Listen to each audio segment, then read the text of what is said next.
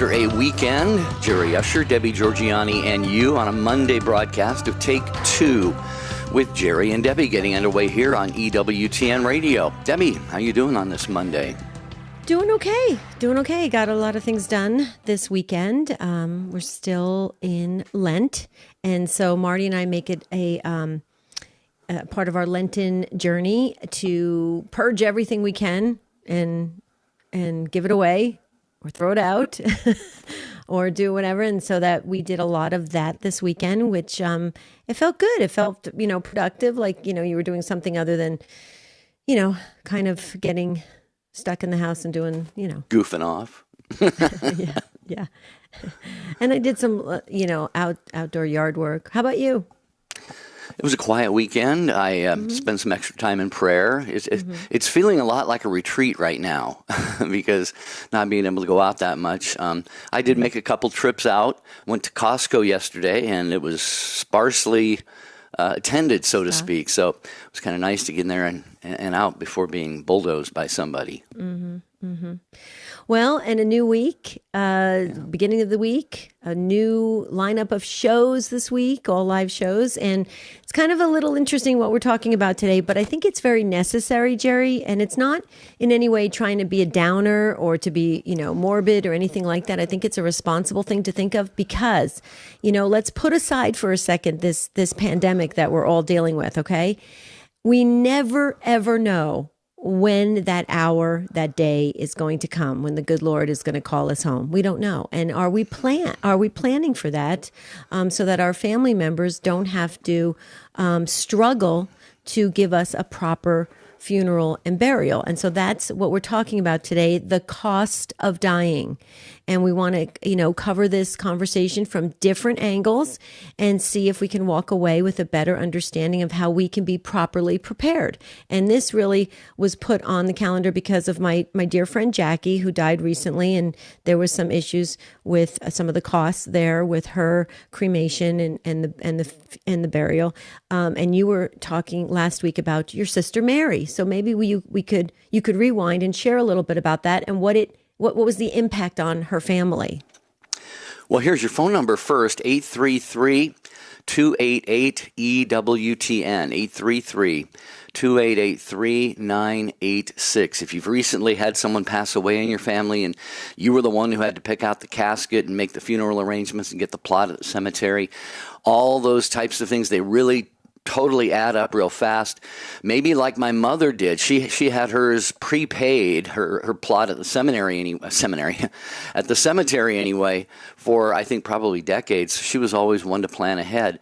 So what do you think of this question about just all of the expenses and things that go into burying a loved one? It can be very debilitating for some families. 833-288-3986. And yeah, I spent the last 2 years of Mary's life with her and her husband and their two sons. And the thing is, she was diagnosed in December and was dead by February. So, and almost the whole time she was either in the hospital or at home on hospice. So I suppose one of the last things they had time to get around to doing was all of these things that we're talking about today. So my brother-in-law and I took a couple days to drive to the cemetery and to the mortuary and pick out a casket and pick out this and pick out that. And I was not being nosy. I'm just listening to him as he's talking to the salespeople. And it all added up to almost $20,000 by the time she was laid to rest. And, we on one hand, Debbie, we would say, our loved ones are worth whatever it takes to give them beautiful burial, and I agree with that completely. But that's, like I said, that's a chunk of change, and thankfully they had the money. I think she had life insurance and stuff, so. But that was my experience that made me want to have a conversation about this. Did the life insurance come through in time? Because a lot of people I know have burial policies, and they're always worried if it's going to come through in time. I don't know. I was probably back home before then. Yeah. See, there's a lot of things you have to plan for and kind of, anticipate that are going to happen. And I think it's a responsible thing to pre-plan. I also think it's responsible to talk about it with your loved ones, so you don't leave, all these important decisions on those, who are left behind, right? Because they have to try to get in your head of what you would have wanted, and that could be very difficult during times of grieving. And so let's talk about it. If you could help us, tell us what your experience was in your family or with friends or something that you have witnessed. Could you share with us? Was it a peaceful burial? Were there problems? I've heard a lot of people go on social media and try to get raise money for funeral expenses because they literally don't have the $7,000 to $10,000. That's the average cost for U.S. burials of what it costs to lay someone to rest. So let's hear from you. If you have experience in this area, please let's talk about it so we can help others because they may not know what to do, and maybe you could give some helpful insights on go to your local cemetery, your Catholic cemetery, talk to the funeral directors. You know how it all works. So let's talk about it at 833-288-3986. Please call in and share your experience of the cost of dying. Yeah, we've got a couple phone lines still open there.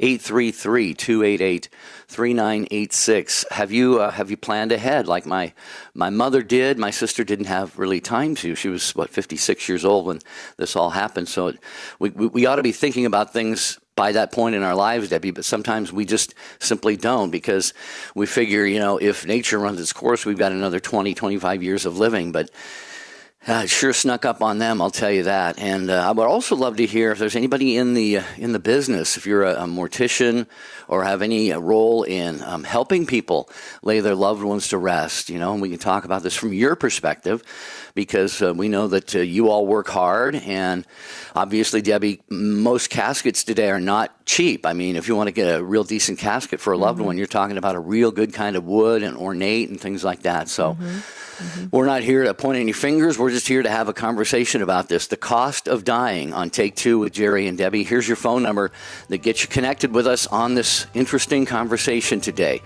833-288-3986. We're also streaming the video live on Facebook and YouTube, so you can watch there. You can text the letters EWTN to 55000. Might be a small data rate, or email us, take2@EWTN.com. EWTN is now on Twitter. Get short, timely messages from EWTN on your computer or cell phone. It's easy to stay up to date on a wide variety of topics. Pro-life news, Vatican announcements, catechesis, apologetics, the latest EWTN programming, and more. You can link to EWTN on Twitter from our homepage or go to twitter.com/EWTN. At work, at home, at school, and on the road. Stay connected to your world with EWTN's Twitter page.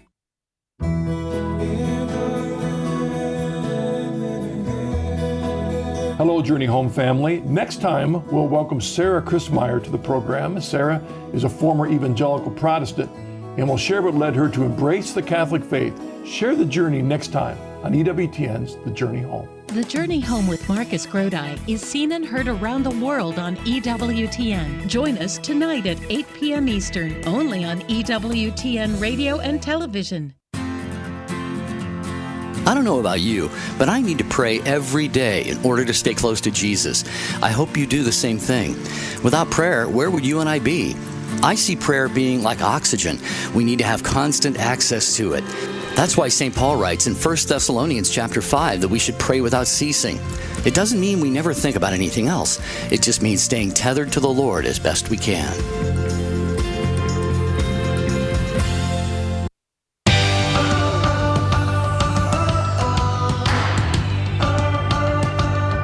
We want to hear from you about your experience of having to bury a loved one, and what were the costs associated with that? Were there problems? Did you wish they had pre-planned out their whole entire funeral experience so that it was easier on you? You didn't have to make those decisions and try to think for them, if you will. And so we want to hear from you. Please call in 833-288-3986. 888-3986. And Jerry, real quickly, you know I love Marcus Grodi and The Journey Home. I just wanted to tell folks and just remind folks, it's tonight, 8 Eastern Time. So The Journey Home, 8 Eastern Time tonight. Marcus Grodi does a fabulous job. I learn something every time I listen to that man. He's incredible. I just think of all the wonderful people Stories. that he has helped to lead into the Catholic Church. And it's not just those people, but usually they bring people with them. So Marcus has brought a lot of converts into the Catholic Church, thanks be to God, starting with himself, of course. Right. But I mean, the stories you hear and everything, it just makes you really be so grateful, that we're Catholic. And it just deepens that. It's a beautiful thing. Please call in. Ryan is waiting to hear from you at 833-288-3986. Okay, talking about the cost of dying today and what your experience has been with laying someone to rest. Chris is first in Shelton, Connecticut, listening on the EWTN app. Hi, Chris. We're glad you're with us today. Welcome. Good morning, and I want to say God bless to all those who are suffering with the virus right now. Amen. Amen. So 2 years ago, I had to bury my father, and if I learned anything, and I want to just tell everybody out there, you need a living will, especially if you're Catholic. Something happens, people have to make decisions. You need that on paper now, guys. You need to do it, because if you're not around, you can't get to your loved one, and it has to be there. It has to, especially if you're Catholic or whatever your belief is. But that's the biggest thing I've learned. A living will is very important. It cuts all the red tape, probate. You do that, and things will be taken care of. If there's things you want done when you die, put it on paper. That's my biggest advice. I couldn't agree with you more, Chris. I was in the financial industry for many years, and so many folks die without those necessary documents in place, and it does streamline everything and avoids all these problems and delays that can happen. And then there's what you use the term red tape, but it truly just gets jammed up, and it really is a hard process to unfold, especially when the family members are grieving. So it's an added burden, I believe, when the documents aren't in place. Go ahead, Chris. No, you're right. And my brother's a priest, and that helped me. And I know some lawyers, but honestly, you don't think about that emotionally when you're going through it. That's the last thing you want to deal with is paperwork, and doctors might not have the best interest. They try their best. But it's your job to be your family's advocate. It's your job to be your family's advocate when they're going through death. But that's what I learned.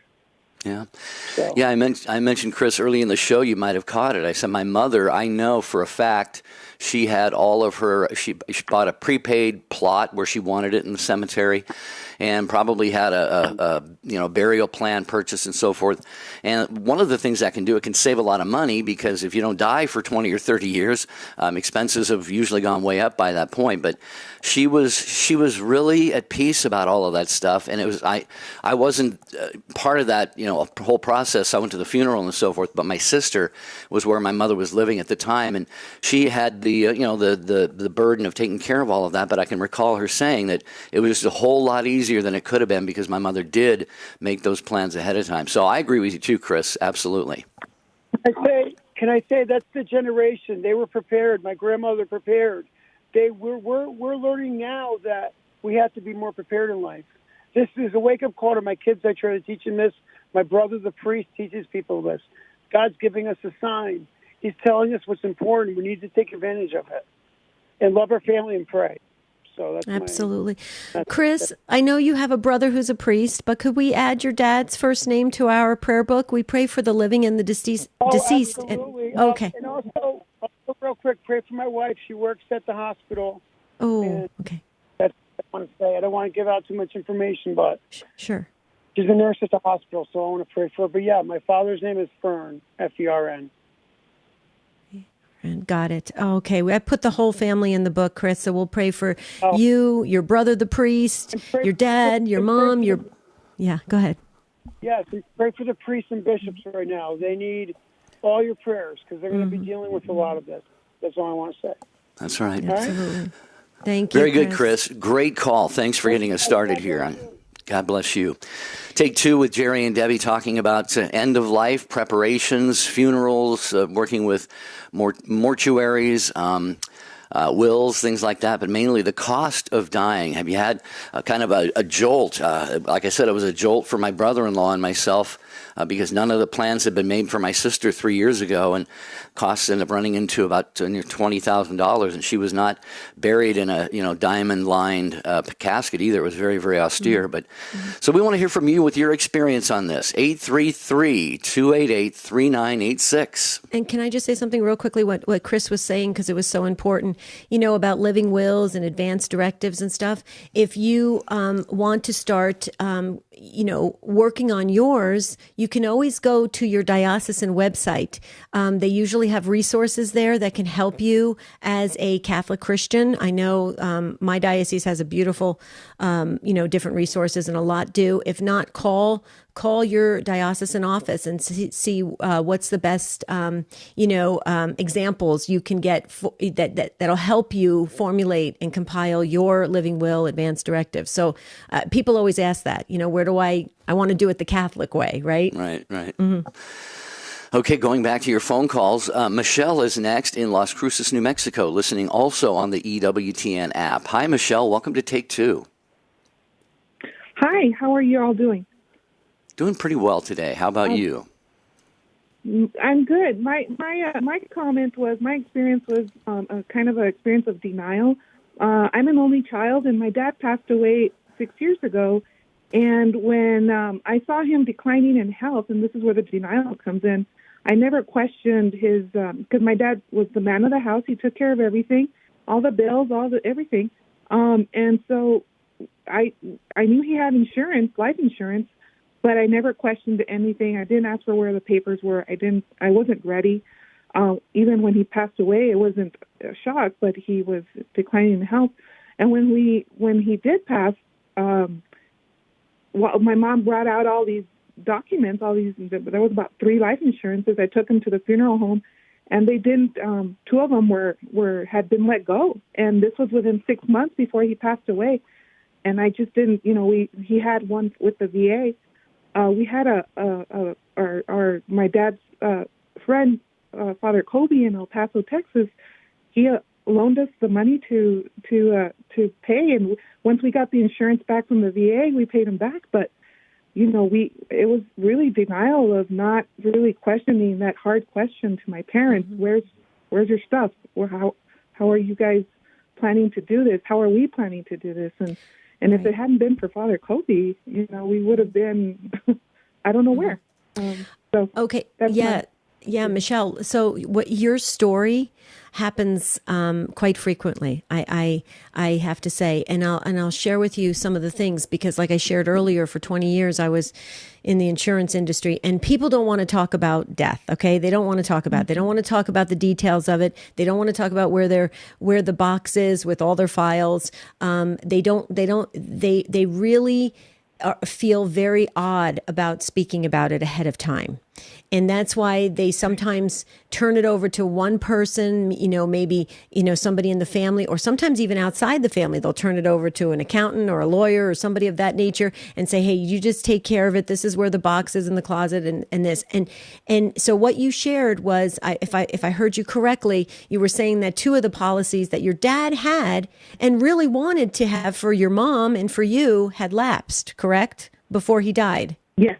Right. Okay. Yes. And that is the exact reason why all of us who have worked in the insurance industry, that's why we have these difficult conversations with people and sit them down and say, please don't let this happen. Because when an illness happens, or when people start to get super hyper focused on their medical care, they forget about their personal lives and their whole entire legacy. They forget about it. It's like it doesn't even exist in their realm of thinking. So your example is the exact reason why we're doing this topic today, because people do need to sit down and say, here's where this box is. This is the list of who you should call first, second, third, fourth. This is the insurance companies you need to call right away and get the death certificates to them so you can have the funds to be able to bury your loved one. And it's got to be precisely written down because am I safe to say, Michelle, you being an only child, you were probably devastated. This is your dad and you're an only child. So you're in the realm of the grieving, and then you've got all this piled on, right? Exactly. Exactly. You hit it right on the spot. Thank you. Yeah, no, I'm sorry you had to go through that. I really am, because it's a tough position. But you had people that stepped in, and you said that they put up the money for your dad to be laid to rest properly, which he should have been. That's definitely what happened, and then you were able to pay that back through the other policy. Again, Michelle, sorry for your loss. Can just like with Chris, I've got my book open. We would really love if you can give your dad's first name so we can enter him in the book too. Thank you so much. His name was Ruben. Ruben, I love it. Okay. I'm so sorry for your loss. What do you think, Jerry? I mean, I've heard this many times. Michelle's not alone in this situation. No, a lot of things falling upon, especially like you said, an only child. And I just wonder, I'm about 58 years old right now, and I still have that mindset like, I've got a lot of time left. Everybody thinks But it does cross my mind every now and then, maybe I should just take care of this stuff right now. Like you were saying, Debbie, have it all organized, laid out, whom to call, when to call, what steps to take. Because, it's amazing. It's absolutely amazing. It's sad to lose a person, but then you think about all the other things that go along with that. So it could be a real challenge unless it's really streamlined and taken care of, I think. Absolutely. Michelle, thank you so much for contributing today. It really is really going to help others because, people are listening right now. And it's, let's just face it, even in this pandemic, everybody's wondering, am I going to be the next one? Is this going to happen? So maybe this is a timely conversation to have, right now for everybody to kind of get those steps down for our loved ones. Thank you, Michelle, so very, very much. I love the way you spell your name. It looks like it's one L. Is that correct, Michelle? 2 L's. Oh, it's 2. That's okay. Okay. But yeah, I just love Michelle. I took that as my confirmation name, obviously, because you know how much I love St. Michael the Archangel. Michelle, you're very lucky. All right, David is up next in Council Bluff, Iowa, listening on Sirius XM 130. Hi, David. Welcome to Take Two with Jerry and Debbie. Hello. So, your topic, you were talking about the cost of the funeral and dying. And there's a spiritual cost, not so much a monetary cost, that I've run into a few times, where people that are Catholic, practicing Catholic, and their children growing up and they've fallen away from the church, aren't practicing, and they have wills made up, taking care of all their material possessions, but they don't have it laid out that they want a Catholic mass and funeral.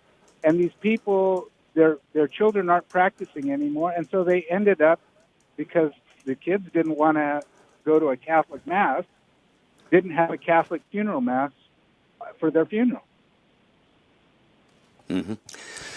Go ahead, Jerry. Yeah, no, I think that's actually a very sad reality, and it probably happens more often than we realize. And sure does. And I'm I would just say that this is perhaps maybe an oversight on the part of the person who died. Maybe it wasn't. Maybe they had some sort of preparations or had talked to their kids or whatever. But once you're not there and you're in somebody else has got responsibility over you and what happens to you, a lot of things could be done, Debbie, that would be not preferred or actually completely undesirable. Absolutely. And if you don't have precise directions for your loved ones, you're absolutely right, David. It used to happen all the time when I worked for the parishes. We used to have family members that never saw the inside of a church in like 5 or 10 years, and they would walk into the office and they'd say, my mom, just passed away. I know she used to do stuff here at the church. Am I supposed to be doing something here? And they would say to us, like, what do you know her? Would she have wanted this? And we would just sit there and our jaws would drop and we're like, are you kidding me? Your mother was here at adoration all the time and, doing art and environment for the church and this and that. Of course your mother would want a proper Catholic send off, funeral, a beautiful funeral mass. And they're literally just, it's like a haze is over their eyes and they don't know what to do. So that's another reason why you really have to lay out the directions precisely. Go to this church, talk to this, pastor, everything. When you agree, David, that sounds like what you're talking about. Yeah, that's exactly it. My own mother, who died 3 years ago, fortunately, my sister and I, who had power of attorney, are still practicing Catholics. But none of the rest of our siblings even wanted to come to a Catholic Mass funeral for her. But we said, no, she was Catholic, she's practicing, we're going to have a Catholic funeral Mass for her burial. And they said, well, okay. They had to come if they wanted to be there. Yeah. So, but that was the only she had it because we had the power of attorney. Praise God that you did that, David. Can you give her her first name real quick? We're heading into a pause here. What was your mom's first name? Dorothea. Dorothea. Okay. She's going in the prayer book, folks. Anytime you call, if you've got someone you want in that book, Debbie keeps it up to date, and we pray for you and your loved ones every day to Take Two family. Father Mitch Pacwa. Sin does not unite people, doesn't bring them together. Sin causes division and divides people up. The leading Catholic voices are on EWTN Radio. This is Life Issues with Brad Mattis, president of Life Issues Institute.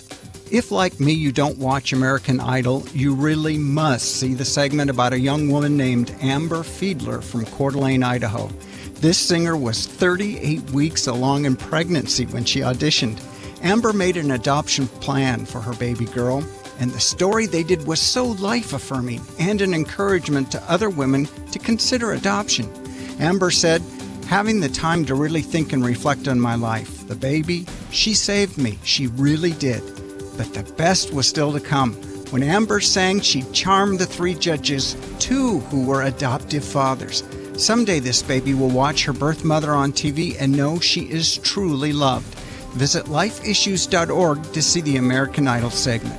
For more information, visit our website at lifeissues.org and stay informed, more informed than you've ever been. EWTN, communicating the faith. Just turned 31. Feel that I'm being called to the priesthood, and I've been attending daily mass and just finding that falling more in love with Jesus every day and finding more opportunities to, make sacrifices for him of myself and just allow him to enter me more. How do we fully surrender to God and to his will so that we can more clearly hear his calling? EWTN. Live truth. Live Catholic. This is Dr. David Anders. Does the problem of evil keep you from believing in God? Join us for Call to Communion today at 2 p.m. Eastern. Now, back to Take Two with Jerry and Debbie.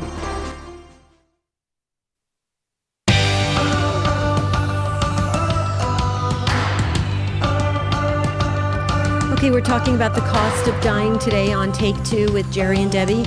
And I'll tell you, it's really helping all of us. It's reminding all of us we need to get our plans in place so that our loved ones don't have to be left trying to figure out what we wanted for our send-off.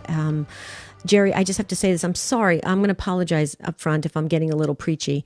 I just have to say this because my girlfriend Jackie, passed away recently, and it was just a little bit of a, kind of an interesting things we had to navigate through because parts of the family weren't practicing, and it's kind of practicing Catholic, and I know how much Jackie loved her Catholic faith, so she ended up having a beautiful funeral service, so that all worked out great. But I just want to say this: if you have a loved one who's a practicing Catholic and they were to pass away, please remember this, because as I said, I worked in the churches, like I said, for 25 years, and we had to go to many funerals and plan many funerals, okay?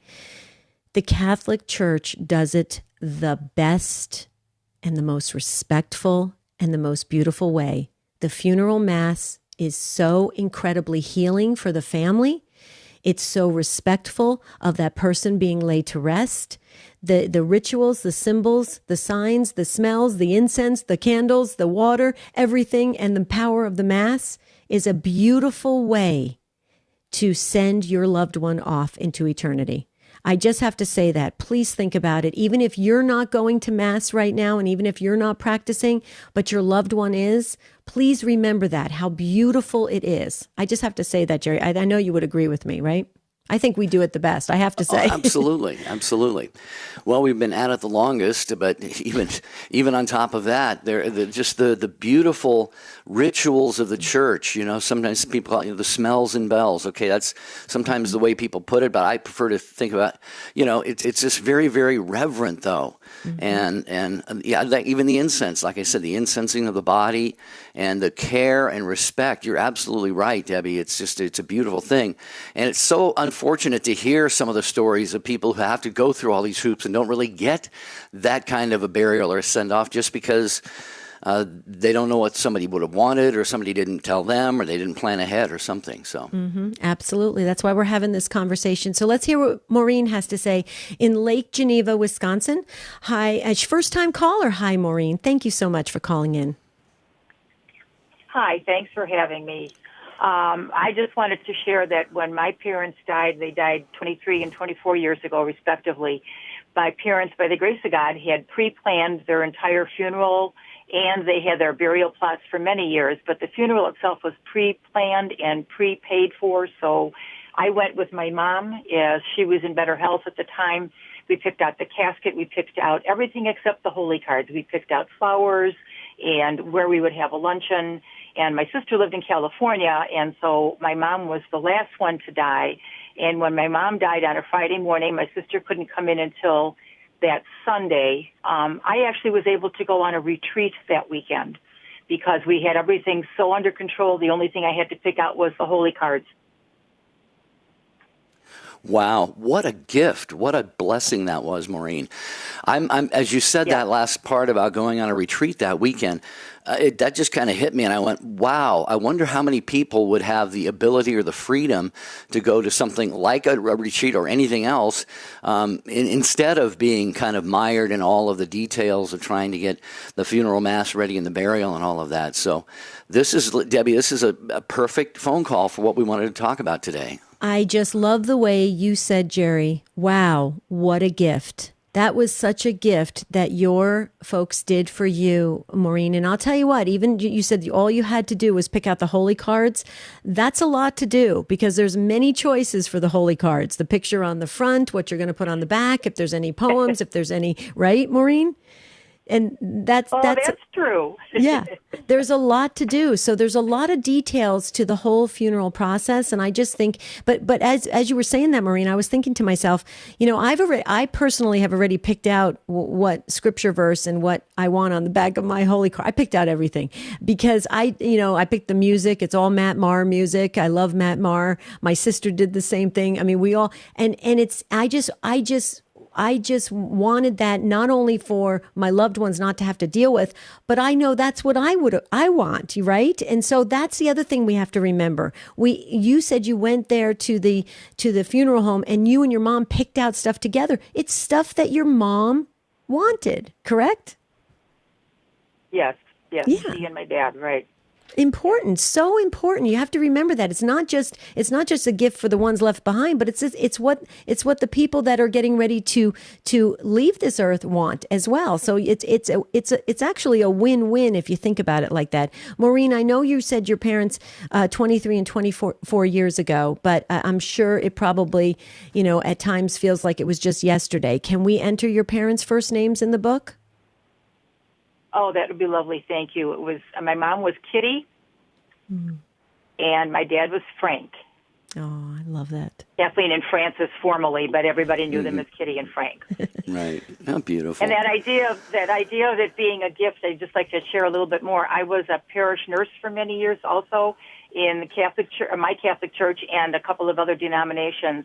And that was one of the things that we talked about frequently is that this whole idea of last things and planning and the gift that it is because people don't always think about that. That sometimes takes that edge off the fear when you're talking to people, if you can bring it up in that respect. Mm-hmm. Absolutely. Well, and Maureen, you can relate to this because you said you worked at the church level, and I did as well. Jerry, this is another thing that happens too.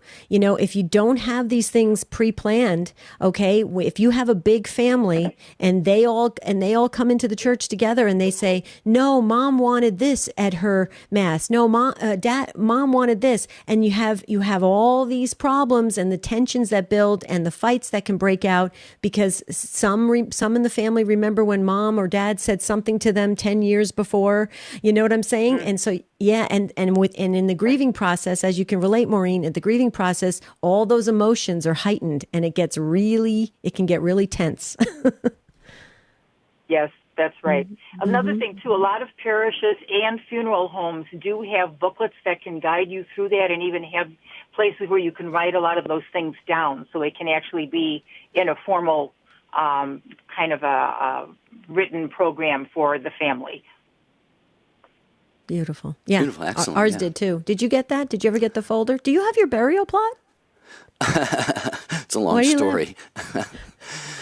No, I shouldn't put you on the spot. I was laughing because I was actually going to say, for me personally, this is a difficult thing to be planning because I have moved so much in the last 25 years for radio jobs and this job and that job, and I have no idea where I'm going to be when I die. So I'm kind of hoping that my guardian angel will take care of some of the details. But I'll grow up someday and settle down, and then maybe make the plans. I'm big on this. I'm totally big on making the plans for something like this. So.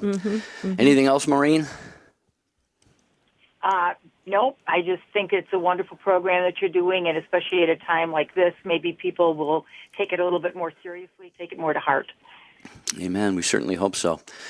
Bless your heart, Maureen. Thank you for calling. We appreciate that. Take two with Jerry and Debbie at 833-288-3986. We did get a prayer intention just emailed, Debbie, if you want to get your pen out and get your book ready. I got it. Anthony says, please pray for me and my parents. They started showing symptoms, I presume he means of coronavirus. He doesn't stipulate. They haven't gotten worse, but they have not gone away. I'm still staying with them for the time being, but I believe they're going to get checked out today. So let's pray for Anthony's parents. Okay, absolutely. Saying the rosary right after the show, Anthony. Yeah. Wow, that's tough. Okay, let's hear. We've got an open phone line, or two open phone lines. Come on, you guys, fill up those phone lines at 833-288-3986. It's a friendly conversation about the cost of dying. Okay, Ron in Los Angeles, California on EWTN.com. Hi, Ron. Good morning, you two. They call me Mr. Loopy these days. You're hanging in great, Ron. 2 weeks of 2 weeks of vertigo have left me spending a lot of time on the floor. My body doesn't balance out. But I had to jump in today. As many have heard, July 2018, my mother died of a sudden illness that hit her. And she had prepped me about 10 to 12 years prior to her death. And as it turned out, I was named co-executor on the will. So there was a lot of first-time issues that I had to contend with. This is the first person in my family, immediate family, I had to deal with in all making arrangements, the burials, the mass. There were a lot of people that I had to rely on to, supplement the decisions in taking care of a variety of things. But the dollars and cents was something I had to go to the mortuary and the funeral place to go to. She was Catholic, so her requests were being buried at a local Catholic cemetery where other family members have been laid to rest as well. But it was the difficult part, I guess, is that in making the financial preparations was that I had to almost become emotionally detached because I became a live-in here at the house. I became caretaker and caregiver of both my parents, of which now, with her passing, Dad's now in hospice. I'm the sole occupant in this household, so there's plenty of issues I'm dealing with now. But it left me in a position where, in order to be able to take care of a lot of the decisions, I had to park my emotions in a sense, put them aside, and be able to get down to what was actually necessary to deal with. Now, fortunately for her, she had worked for the Catholic Archdiocese for well over 30-odd years, and that helped provide some major discounts in what could have been very costly for her. But there were a lot of pre-planning that she had prepped for me. I was placed on her bank account so that when the time came, I can immediately access the funds to cover all the financial natures that were necessary. So I was grateful that she did that. I was grateful for the spiritual and emotional support that I received, and I was very grateful that as a Catholic, I had a lot of what that all entails to keep me on my feet, as it were, to get through all would end up basically working into about a 3-week period of time to take care of. Well, Ron, you started out your call here by talking about, the vertigo you've had for the last couple of weeks and spending time on the floor. And Debbie and I know Ron a little bit from calling into the show and so forth. And he's not kidding when he says that. Ron, you've got a lot of issues that you do deal with, your atrial fibrillation and vertigo and so forth. So even you add all of that on top of what you were just describing. And first of all, thanks be to God, the fact that your mother did work for the Archdiocese and apparently, as you said, got some discounted services, but also probably knew in her position, the working for the church, thinking about preparing and making plans ahead and so forth. But yeah, you were knocked down by this and a lot of other things. We remember from calling the show, and we've kept you in prayer, Ron, all these weeks and months and years. And we know that you're a great prayer warrior too. Hang in there. You're going to be all right. But Debbie, he is just takes one after another to the gut, it seems like. Oh, yeah. You're strong. You're strong at your core, Ron, and that's what makes you so special throughout all this. I know your mom depended on you, your dad as well, your family, and what you said when you had to park, you had to kind of park your emotions for a while to handle the business side of it. And we had talked. Throughout all this, I know your mom had worked for the church and everything. And I'll tell you what, I think you did a fabulous job. I think you carried out your mom's wishes and now with your dad as being a caregiver to him and having to make decisions for him and his future. So I just want to say, but that's why we're having this conversation today, Ron, because people have to switch gears very quickly. And it's very hard to do in the midst of losing someone very close to you that you loved and was part of your daily life. Right, Ron? Yeah. And with my father, once my mother passed, I had to immediately step in and deal with the finances of the household, his care, welfare, which quickly started deteriorating more than I anticipated. So at this point, since November last year, where he nearly died November 1st from pneumonia and complications from an illness that had crept up on him in a matter of days, he's now in a group home under hospice-level care. So I physically am not in his presence to deal with, but for quite a while there, I had been basically there at the day-to-day basis on dealing with issues on that, getting people hired in to help myself and him, because physically I could not deal with a lot of the physical aspects of what was happening in this household care, especially for him. But it was there was a lot that I had to deal with and grow up in a very, very short period of time. And fortunately, God gave me people to work with, gave me a sense of direction and common sense on how to work through a lot of these details. And so I'm very grateful that everything worked out as it did. And I'm so grateful that I'm Catholic to begin with, because without it, I probably would have been in a greater mess and a lot more issues to contend with at the same time. Yeah. Well, Ron, I don't know if this helps, but look at how much God loves you, because we know from the Bible, I think it's Hebrews 12, it's also in Proverbs 3, I believe there are references to God testing those whom he loves.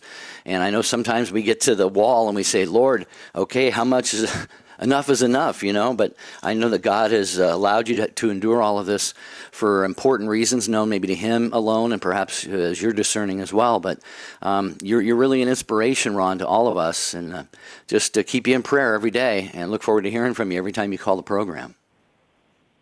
I'm very grateful for your prayers, and my prayers go out to you and the Take Two family as well. Thank you. Thanks, Ron. Thank you, Ron. Thank you. And we have your whole family in the book, and we've had your family in the book for a long time. So you're covered, Ron, in prayer. Okay, Jerry? Yeah, I wanted to mention Wings from EWTN. If you sign up, you can get up-to-date, the latest information about EWTN TV and radio shows, plus books, art, CDs, and DVDs from the religious catalog, blogs, bookmarks, news, and events. Sign up for Wings, our weekly e-newsletter at EWTN.com. Okay. Come right to your inbox. Yeah, pretty cool. Okay, Billy in Hall Summit, Louisiana, listening on Sirius XM 130. Did I get that right, Billy? And welcome. You bet you did. Thank Greetings you. from Louisiana. Welcome, How are you Billy. doing? Are you staying safe there, Billy? Very much. We've been out this morning and been to a couple of places, and the people are just absolutely wonderful the way that they're taking care of their business. And, we felt very comfortable getting out. We were pretty tentative at first, but I think we're in great shape. I called to talk to you about something that many people may not want to consider, or maybe they do. I don't know. Some years ago, when we retired, we met some people at our new church, and they became just wonderful, good friends. And we had many conversations, and one of them, because we were all elderly now, and thinking about the end time, what were we going to do? And the subject of cremation came up. And we discussed it with our priest and prayed about it. And then we had to discuss it some more with our priest and pray about it some more. But we finally came to the decision that that was the thing that we were going to do. And mainly because the cost of cremation is so low compared to anything else that you might do. That was the thing that made us choose that. Unbeknownst to us, one of our new best friends passed away not long after that. And so we got the experience of doing what we had discussed. And in their case, him and his wife, it was a great thing for them to do that in that way. His ashes were brought to them in a vessel, and that vessel came to our Mass for him, and we buried him ourselves in our consecrated cemetery. And that just made all the sense to us. And now that we're talking about these kinds of things today, and, you guys do such a wonderful thing to talk about subjects like this that are difficult. I really thank you for that, and I know that the people that listen to you get great comfort from what you do. So anyway, that was my thought, was just people consider that. Cremation is something different for us, I suppose. But it really makes sense when you think about the cost of everything these days. Yeah, Billy, a beautiful phone call, by the way. And I think you're right. I mean, there are many factors to weigh when determining burial versus cremation. Now, I think the church would give pride of place to burial, full-body burial, if that were possible. However, financial matters can play a part in this, as can so many other things. And so the church, you're right, the church does allow this. And I love the fact that you said you prayed about it, talked to our priest, prayed about it, talked to our priest. You didn't go into this, haphazardly, Billy. You took this really deeply to prayer and got spiritual counsel on this. So I feel very good. I think he's giving us something to think about here, Debbie, at least. Oh, yeah, absolutely. I picked up on that as well, Billy, how you said you went and talked with your priest and then you prayed about it some more. And that's very important. And what I would suggest to people, if they are choosing the option of cremation, please go to your parish priest, just like Billy did. Sit down and find out how it is all going to transpire. The casket being present there for the funeral mass, and then the cremation can happen, or how it works with having the urn present, or whatever is right with your parish and your diocese. It's very important to know how that plays out, because Billy, you did it perfectly. I know people that have they found out, okay, that the Catholic Church, it allows cremations, right? And so they're thinking in their mind, oh, that means I can keep the urn, at home, or I can do this, or I can do that, or I can separate the urn and give it to different family members, or separate the cremains and give it to different family members. No, it's really important to talk to your parish priest, and I think that's what brought you a lot of comfort, correct, Billy, when you made this decision? Our priest was adamant that we be interred in a consecrated cemetery, not just out in the backyard, and that was the way that we should do things. And he was just a great guy, and we still talk to him. He's not our priest anymore, but he's certainly a person we love greatly. Right. And I'm sure you did this, but since you did talk to your priest, maybe have that all written down for your loved ones so that they know there's no confusion on that, because there's always people with cremation now, everybody has a different kind of feeling about it. And because of that, they can kind of get territorial about cremation. And so it's important that you write it all out. Billy, I'm sure you did already. I'm sure. Yeah, I don't think this is for everybody. It's just it was a thing that we finally decided was the way we maybe should or could go. And Lord help us, we need all of the help we can get and we depend so much on the guidance that comes from our priests and from our prayers, the Holy Spirit being with us all the time. We just have to do those kinds of things and, be steadfast in what we do. Mm-hmm. Yeah, that's true. And, every one of us is going to go out the same door. And hopefully we have these things planned ahead of time, or we have people like you, Billy, and taking care of your loved ones there and others. We got a great email, by the way. I don't know if we're going to have time to read it today, from Bonnie. But Bonnie, if you're listening, Debbie and I just made an off-the-air executive decision. Debbie actually made the call. I suggested it. But we're going to do a part 2 on this one.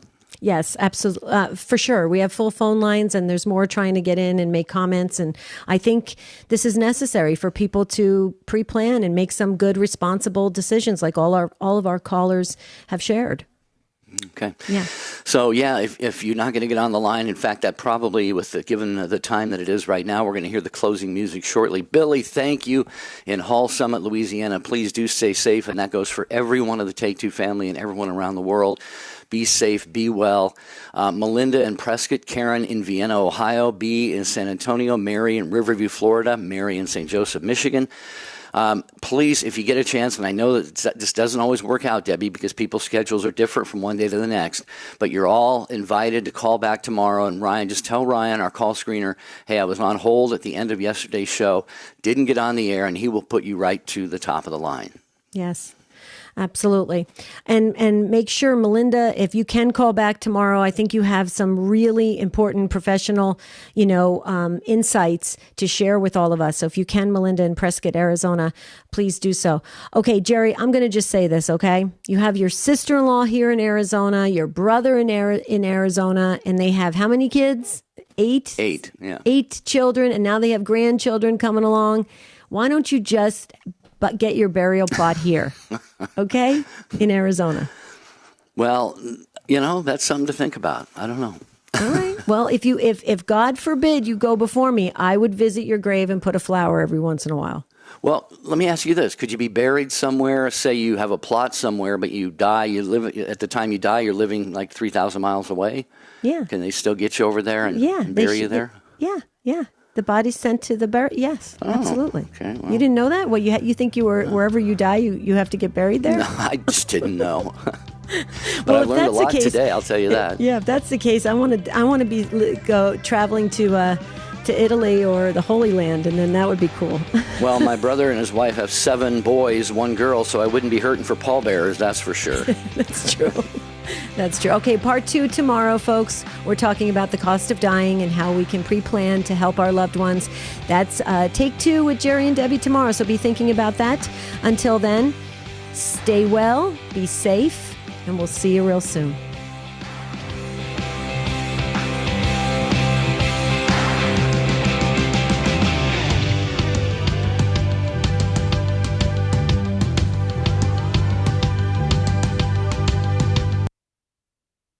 Dr. Rigorindi, avoiding